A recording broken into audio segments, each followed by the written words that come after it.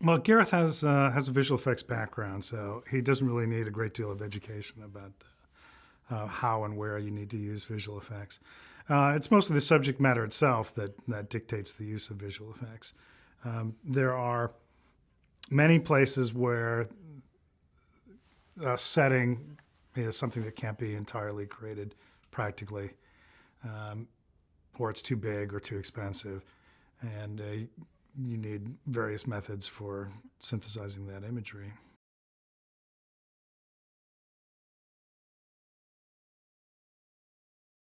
Since we were going to be building a great many assets of various kinds, spaceships and other bits of hardware, we wanted to make a digital version of the model kit library so that we could take a similar process and hopefully the aesthetic would be continuous across the films that way.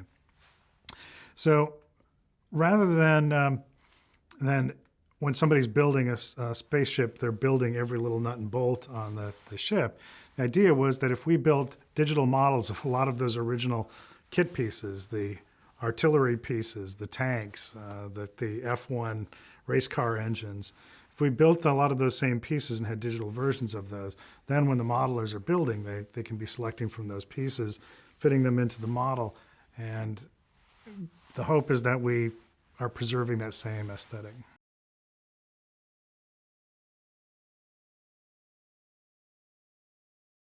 Well, one of the things we're doing with the LED screen is in a couple of cases, we're trying to get shots complete in camera that would otherwise be visual effect shots.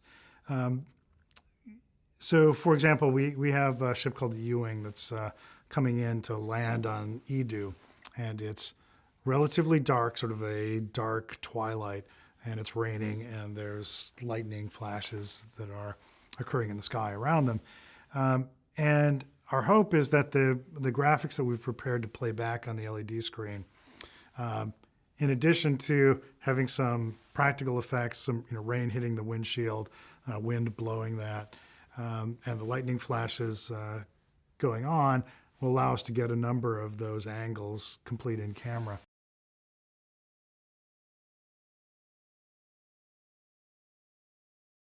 Trying to make as much of this practical as we can.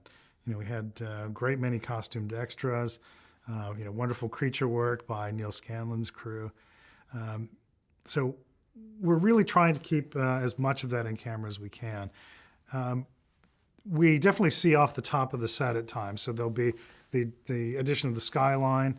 There's meant to be a Star Destroyer that is hovering over the city as part of the occupation.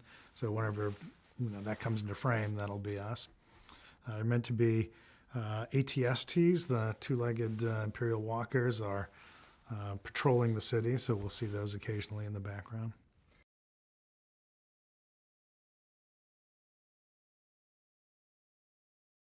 Well, K2SO came from the idea of, in the Star Wars universe, your small group of experts with complementary skills that come together to do an amazing mission can extend to physical diversity.